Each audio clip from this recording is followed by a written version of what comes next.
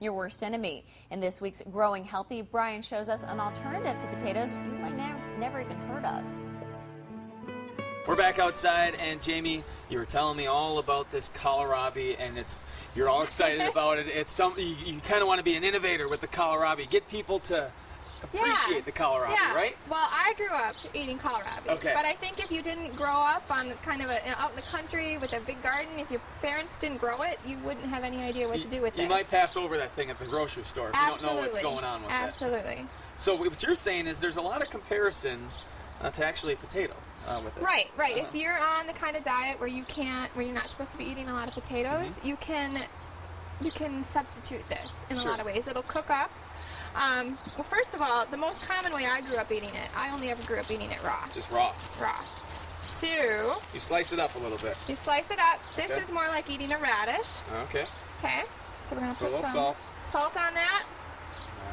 All right. You got to try one too. Oh, I will. That's not bad. It's just a nice little snack. I think it's a little bit lighter than a radish. I don't know. A little bit more mild. Definitely. I would say for sure. Yep. Very good.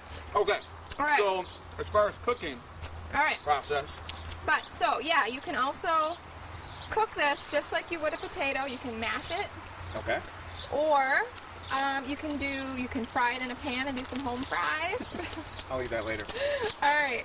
So I fried some in a pan this morning, and this I think is a lot of people don't know that you can cook kohlrabi. I have a feeling I might like the fried version better. No, that's good. Yeah? You like this better? That almost brings out the potato a lot more. Yeah. Just because it's softer, it's good. So basically you slice it up, you could saute it, you could bake it, you could mash it, you could do anything that you would almost do with a potato. Right, absolutely. And it's carbless. Yes. The amazing kohlrabi. Plus the greens are also edible. You can saute these in a pan. Tons of uses. Don't skip up the kohlrabi